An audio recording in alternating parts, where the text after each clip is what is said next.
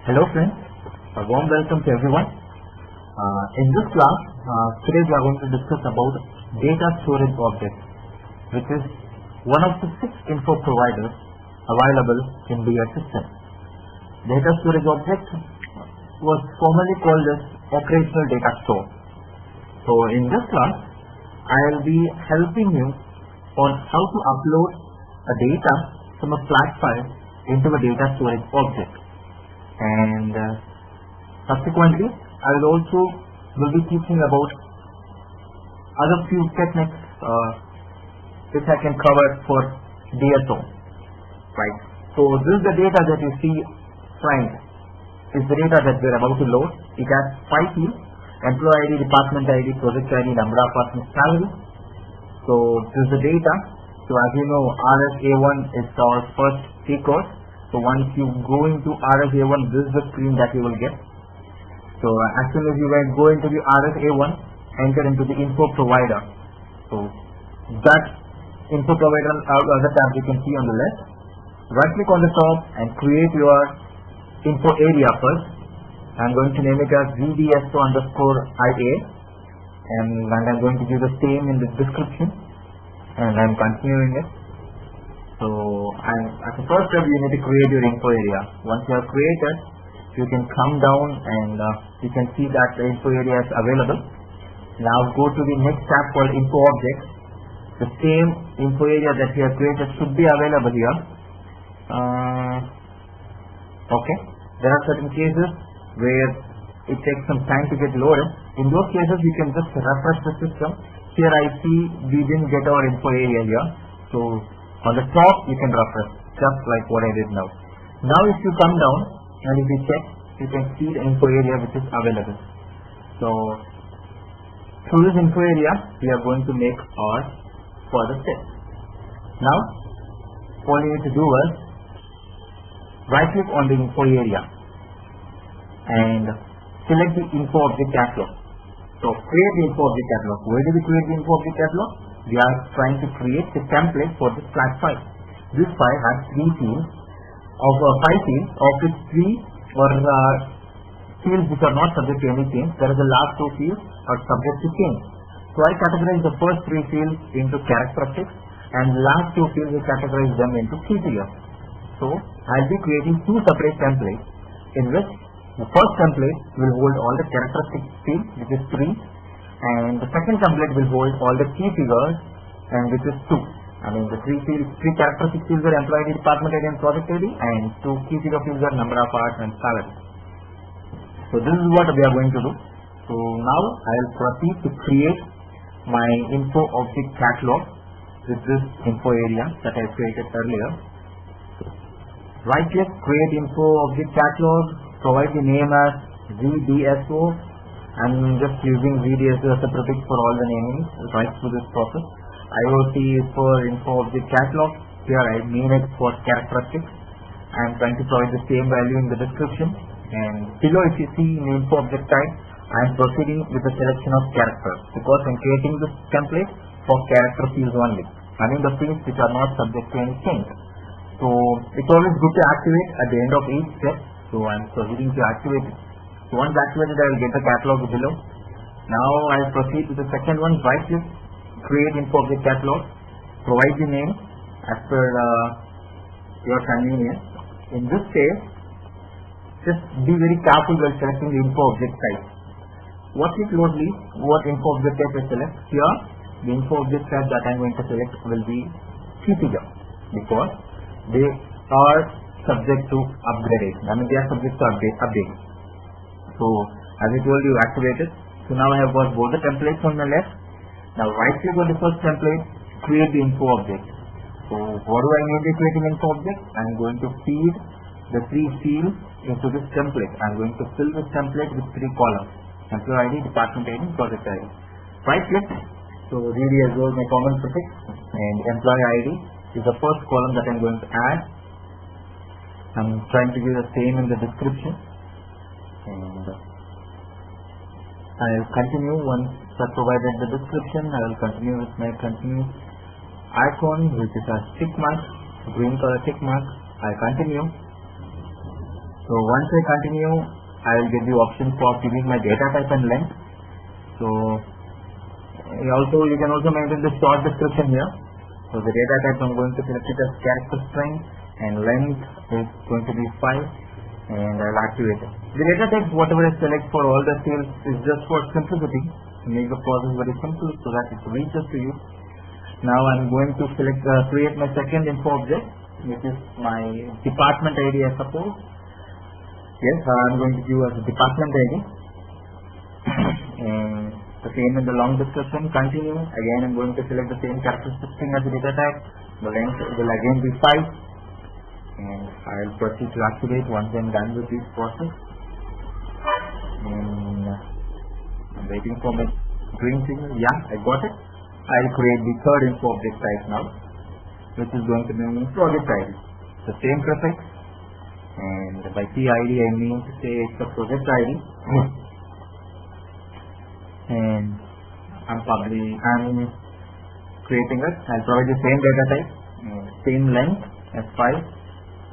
This is just for convenience, since this characteristic data type will suit all the 3 fields. I'm selecting all the same. Now I'm going to create info object for my key figure template.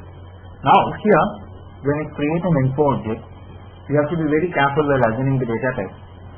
Provide the comment prefix, number of hours. I'll provide the same in the description.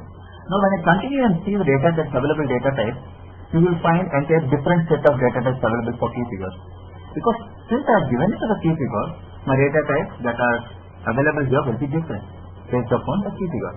So the number of hours is always an integer. So I am just selecting an integer and I am proceeding to activate it. And I am selecting integer because number of hours what will maintain the sheet is an integer. And next I am going for creation of salary. Salary, the data type which I actually need to select is amount. But if you see in the available data type, I will show you. Just provide the details and get it. The available data type, you see there is an amount, but when you provide amount, you must provide a currency field for reference. So just to avoid those complexity, or just to make this process very simple, I am going to continue by providing integer data type for salary also, so that our process is quite simple. So I provide integer data type for salary also, and I proceed to activate it. So once I have activated, we are good with 2 templates, and both the templates have their respective fields, and we are done with creation of info object tableau. Right? Now going to the next step. In the next step, we are going to the resource systems tab. So in this tab, you have to create a flat file. You can either create from the top, right click and create, where you can select the flat file radio button, or you can directly open the file, right click and directly create a flat file. I would like to prefer the former method. Right click, create, go to the flat file radio button, continue, and this particular step you have to provide the logical system name and source system name. I am trying to maintain the same values at both the systems and the both the fields.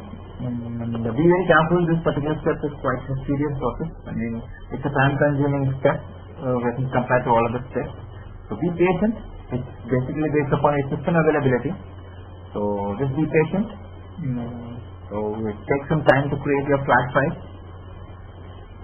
So taking some time, appreciate your patience.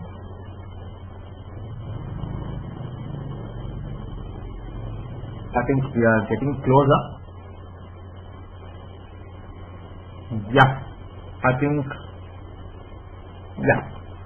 we have created it.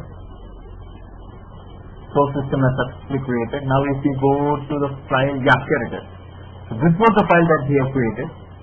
So what you need to do, you need to just double click on the flat file and see the movement of the cursor in the left side node. It will move from your source system to data source. All you need to do is just double click on the flat file that we have just created under source system. So once you double click, the system will automatically navigate to a different node, which will be data source. See, left side it has moved to data source and we have come to a different screen. So in this screen, now we have to proceed to create our application component. So right click and create your application component and provide the relevant naming. We are following a prefix of DSO now. So provide AC, which will be abbreviated as application component. Provide the same in the description. So yes, so we are trying to create an application component. So once we have created the application component, it should be available in the list here. Here it is at the last. So right click on the application component now and create your data source. So this data source is going to be the container where you are going to load the data from the flash file into the system, right? So name it z_DSO. So data source, yes, of course, yes, it's going to be a transaction data. Remember that. So continue with it. So you will be creating a data source. Provide the short description, medium description, long description as per your wish. I would prefer to give the same values here.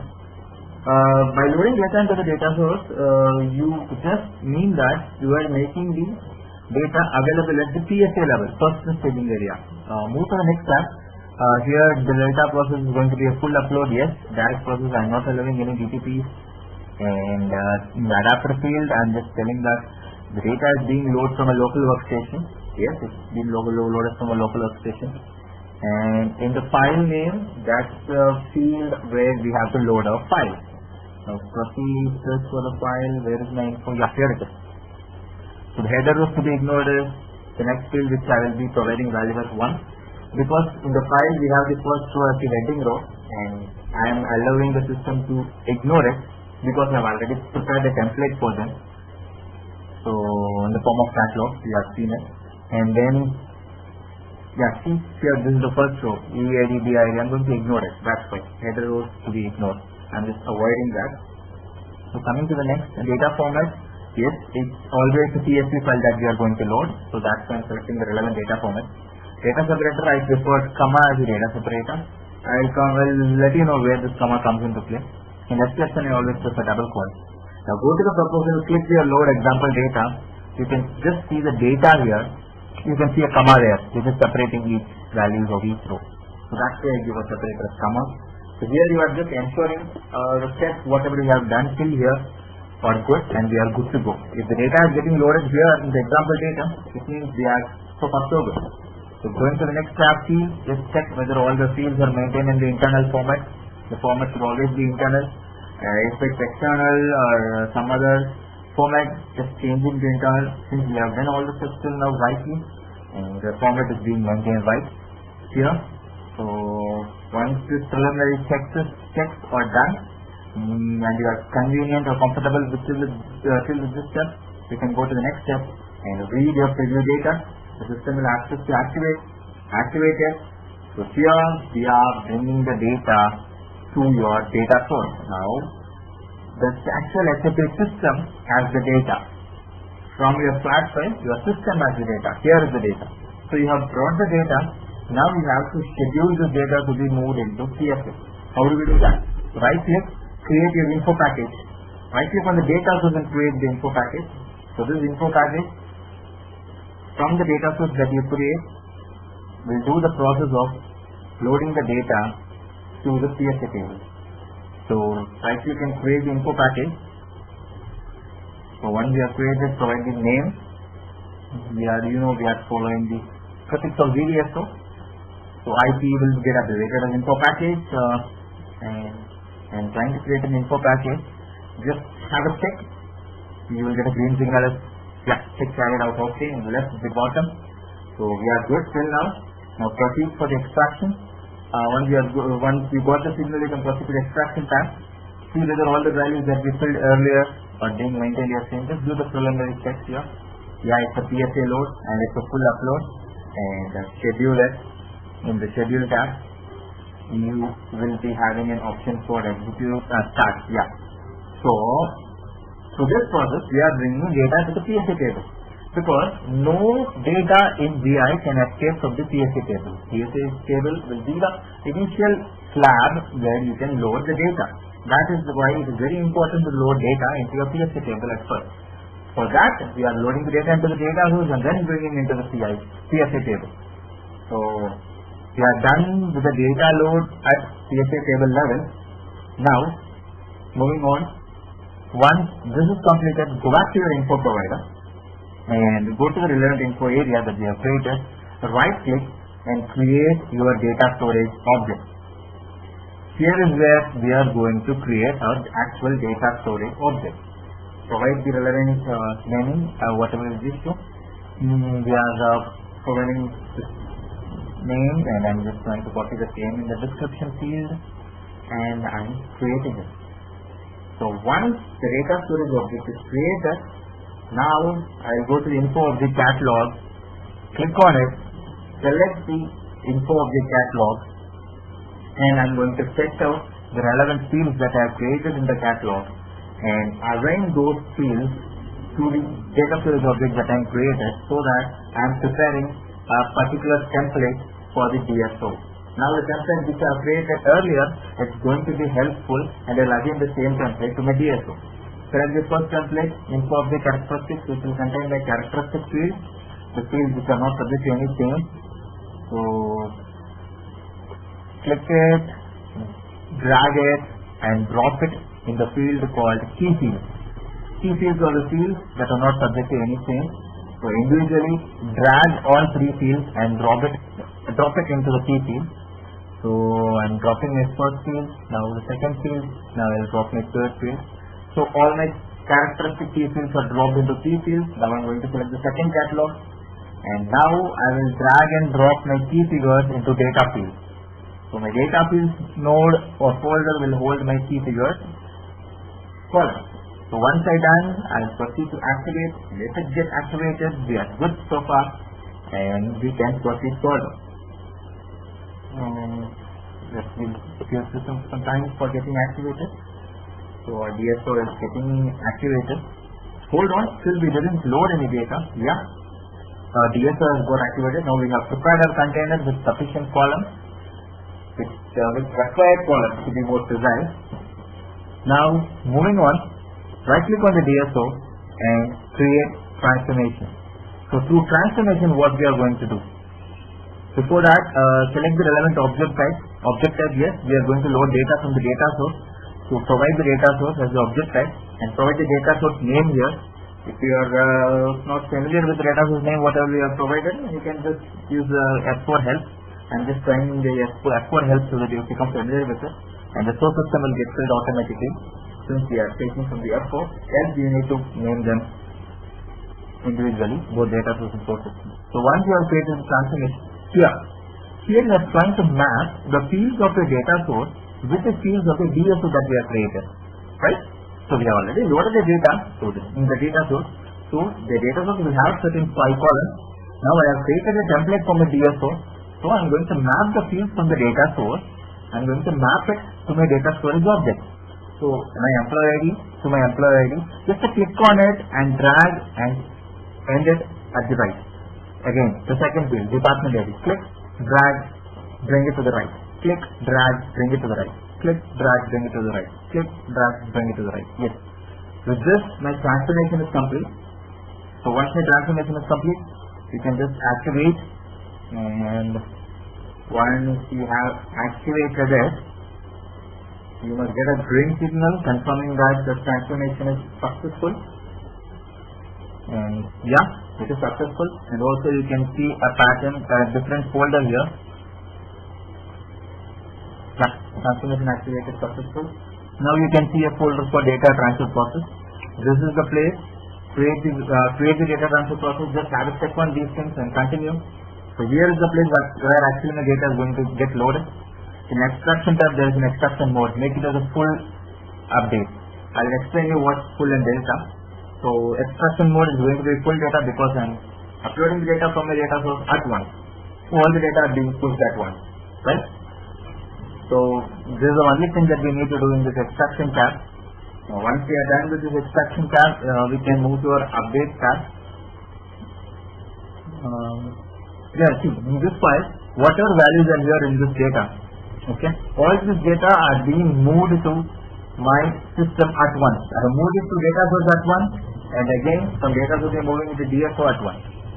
The difference between full load and delta load is like full load is your initial load and delta load is the subsequent load being made. Right? I will cover also that. Now you can see the value here. It's 1, 10, 100, 50, 5,000 for the first row. So the same value I'm going to copy it. The same value is going to get copied. Now go to the DSO. Our extraction tab is full now. My extraction mode is going to be full. So once your extraction tab, you are good with the extraction tab, you can move to the update tab and get extraction here. Here it is from TSA. You can see at the bottom, right? So go to the update. Just provide the error handling. I always prefer the error handling method of 2. You can select anything, just in error handling way. I would always refer green, white, error stack, update valid record. So you can provide any of the error handling methods as per your convenience or requirement. So I would like to prefer the second one. So just ignore this error. This is purely because of my configuration problem, my own system configuration. Just ignore it. So once you are done with the update, go to the execute button. You can see the execute button is disabled now. So you have to activate the system once. Now you will get ignore the warning. You will get this execute button enabled. Click on it. I will command the system to execute in background. So once it's executed, just follow the process. Give it as yes. Yes, it's all being here. So with this, we can confirm that our data has been transferred properly into DSO. Now, how do we check it? That's again a tricky process. Now, in case of DSO, you will be having 3 disk tables. Okay? For that, first right click on the DSO and select the manage. Now, this is the request tab. In here you can find the request ID. Go to the contents tab. This is the request ID. This is the request that was used. Go to the contents tab. In the contents tab, you can find 3 different buttons: new data, active data, and change log. Initially, whatever data you have loaded into a DSO, it will always be as new data. If you go to this active data and check the number of entries, it's going to be 0. Similarly, if you go to this change log and you see the number of entries, it's going to be 0. Which means that data is actually not typically present in the DSO. Now if you go to new data and check the number of entries, it will have 5 entries, which is the entries that we have loaded. You can also check the entries. You can see the entries being presented. Now, always the data whatever we have done will be there. Go to the request tab, click on activate, select the request type which was used, and then click on the start button at the bottom. So once you click on start button, now the data would actually move from your new data table into your active data table. So this is where you are making the data physically present in the DSO. Keep on refreshing until this record table vanishes from this menu, because it means that if the record area has gone, it means that if the record area has gone, it means that our data has been successfully moved from new data into our active data. Yeah, it has gone. So now the data has been moved. Now close this particular window, and now again you can check the values on all the 3 tables. Now let's do it. So yeah, go to the contents tab. Now check the data as new data. Now here it's 0, right? Coming back, go to the active data, click on here. Now the entry should be 5. Bingo.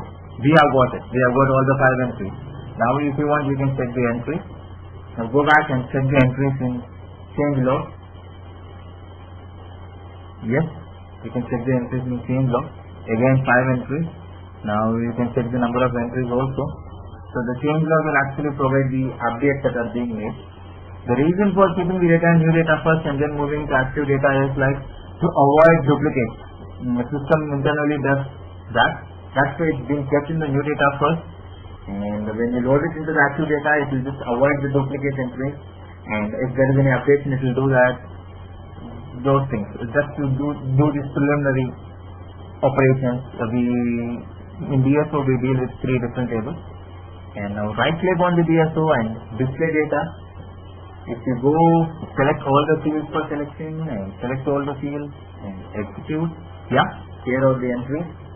Now this is another way of checking whether data has been loaded successfully into DSO. You can also click the DSO and click on the display data flow. So if you can select upwards or downwards, whatever you wish. So once you click on the data flow, if you see, here it is. Data has been loaded from flat file into DS, which is the data source, and from data source I'm taking the data into my DSO. So just to check the flow of data in your system, this is how you can do this check. Now once the data has been loaded successfully, we can do all these checks, and we have cross-checked whether the data has been loaded into DSO. It was loaded successfully, and so till now we have uploaded the data from a flat file and we have uploaded into a DSO. We will term this particular data load as full data upload because we have provided the entire transactional data from a sheet to a DSO. Right? So with this we have completed the process of uploading data from a flat file, which is a full data upload, into our DSO, which is data storage object, formerly called as operational data store. As I told you before, now I would like to differentiate between a full data upload and a full upload and a delta upload. Now in the Excel sheet, if you see, we have a transactional data for 5 employee IDs. We have uploaded the same data. Now consider the same employee comes again the next day and take 10 more hours of classes and they are going to earn 1,000 more rupees of salary. In that case, I have to again update the DSO with my updated number of hours and salary, which is going to be a plus of 10 for number of hours and a plus of 1,000 for salary. So this update, what I am trying to do the next time after the initial load will be my delta load. So the initial load, whatever I have do to the system through DSO, is going to be my initial full data upload, and the subsequent changes whatever I make to the particular DSO, it's going to be my delta load. Hope I was very clear with this particular point, because this particular point is going to be very important. That's the main difference actually with a full load and a delta load. I think you are clear till this point, right? Now, being known about the difference between the full data upload and the delta upload, now I will show you practically how it's done.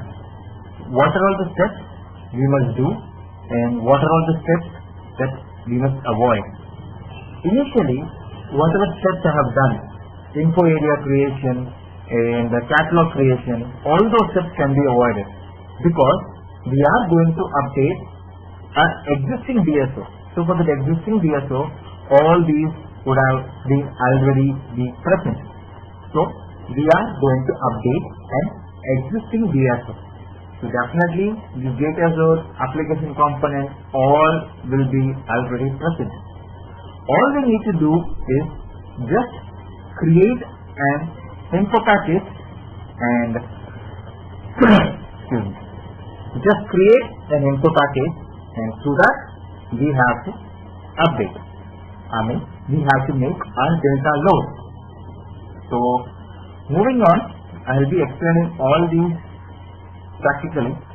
Now go to your source system, info provider, go to your info provider, go to the DSO and check the display data.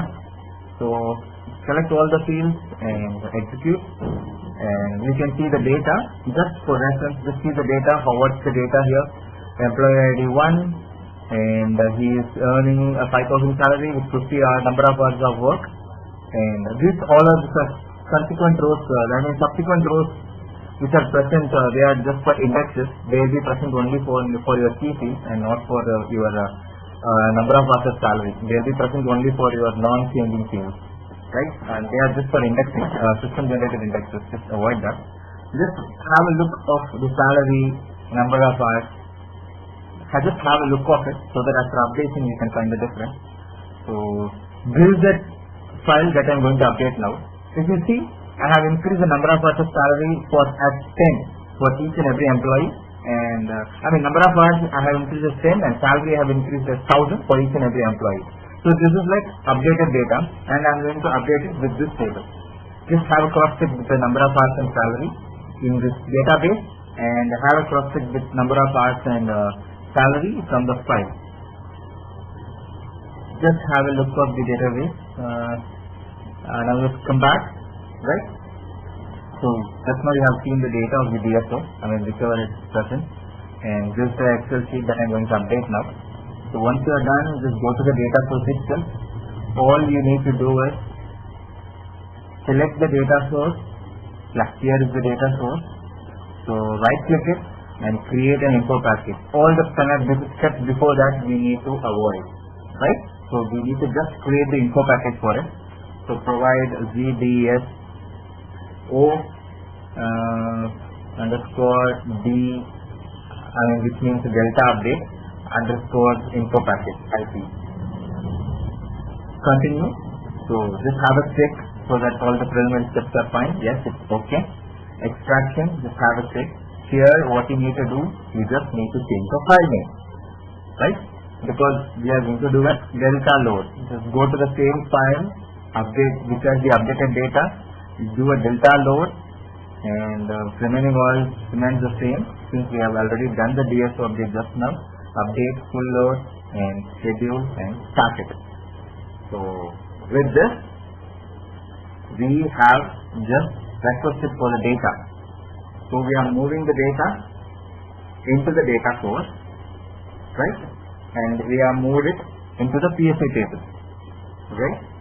So once the data is present in the PSA table, now all that we need to do is proceed with the further steps. The remaining all steps from here on will remain the same. Just what we did as for DSO, the initial full upload, right?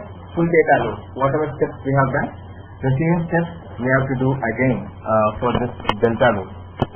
So we have successfully created a info package where we have loaded the delta load from the file into the data source and subsequently to the PSA persistent staging area, since no data can escape PSA in BI. So far we are done with this, right?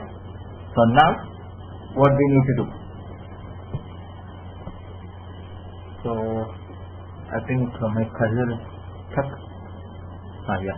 Now I'm able to move. Okay. So we have got the green signal here. Data was requested. So which means we are good till now. Now go to the source system. Just have a check about the flash file. We are going to just keep all these preliminary data is going to be same now. So now I'll just go to the same DSO, right? So this was the DSO before which we need to provide our delta load. So we have already created, and initially we have already created an info package. Now this is like we are just checking on the transformation and other things which we have done for full upload. It all remains the same. All we need to do is now just create another data transfer process, because we have already loaded the data into the PSA table. So all that we need to do now is create another data transfer process. So here transformation is not required since data source was already present there. Data source was already present, and here the info package whatever we have created as is, you can see it already available here in this data source. So now it's kind of we have 3 info packages, right? So I have already loaded before another one more info package which I have loaded just for test purpose. So need not get confused with that. The one we have created now is D underscore info package. Okay. So now go to the data transfer process and just create a data transfer process, and all these values remain same. Here transformation is not required. Remember that point. So now the extraction mode, it's going to be delta. It's not full upload because we are just updating the DSO with the latest value. So update, I always prefer 2 as I told you before. So update it with 2. Select that, and now proceed with your these things please do not bother. It's just my own system configuration error. You may not consider that. Execute, and you know what to do. Just proceed to activate it. So once you have activated it, yes, you can continue and just execute it in background. So once you have executed it, you will get a green signal. Yeah. Here you find 15 data records, data package 1 and 15 data records. Okay, I will tell you why you have got 15 data records. Okay, I will explain these things later. But now, data has been loaded successfully, right? And it has transformation has been already happened. So we just did data transfer process. Since just we are doing a data load, we just did data transfer process. So once the data transfer process is done, now right click on the DSO. The concerned DSO, you can just right click on it. Since the steps will now is fine, we can right click and we can display the data now. Display the data. So you know, just select all the fields for selection and execute it. Select all the fields, execute. So now you see only 5 records are there, right? Till now, the updated data didn't get updated. Why? You know, because initially all the data will go to new data. Later on activation only it will go to active data. And in DSO you can always see active data. You can see 2 records here, 276 and 282. 276 was the first one that we performed and 282 was the latest one. Now if you see the new data, okay, now you can check the entries, right? Go and check in the new data, you will have 5 entries because these 5 entries correspond to the latest entries that we uploaded. See, if you check the entry, see, it's 60, 50, number of hours and salary has got incremented, right? They have got incremented by 20% respectively. So this is the one that we have updated recently. Now if you go and check the data and the active data, you will have the old entries because we have not activated it. Still the same 5 entries are here. So see, 50, 40. They always has the previous entries. They don't have the latest value, right? So you can see that has been proof for that. Now if you go to change log, okay, you can also check similarly. You can also check the change log. They will also have the same number of entries. Now what I do, we have already checked it. Now what we will do, go to request tab, select the request which is responsible for the latest load, the delta load, right? And once we have selected the request which is responsible for this delta load, activate it. So we are dragging the request to your screen and select that and start. So once we have started, the data will start flowing from a new data table into active data table. Keep on refreshing so that the request goes. Now the request is gone. So the transfer is completed and successful, hopefully, which we can confirm by seeing the entries. Now check the new data. We should not have any entries. Yes, we don't have any entries. Now get back, go to the active data and check for the number of entries. We have the same 5 entries. See, there was no duplication. It has just updated the same entry, right? So that's where we always put the data into new and active. You can see the values. It's same, number of hours and salary. So that's where you put the data first into new and then it goes to active slab. Now check the change log entries. You have 15. I told you and explained this. Why we have got 15 data records. I will tell you. Now if you see the entries of it, you can see the first 5 are the load that has been made earlier. The next 10 entries happen because, and here the N means it's new entry. When it is yes, it means that it's an old value, and when it stays, it means that it's obtained the new value. 50 to 60, 40 to 50, 30 to 40, 20 to 30, 10 to 20. Similarly, 1000 to 2000, the salary also got updated. So these constitute the extra 10 entries. So in total, we have 15 entries. Okay. So this will explain why we got 15 entries there during our confirmation. So with this, our full data upload and our delta upload was successful. Hopefully I think all of you got what you want. You can also display the data now in DSO. Just go for field for selection, select all. Now you should have all the latest entries. Here we have 60, 50, 40, 30, 20. Yes, we have all the entries done.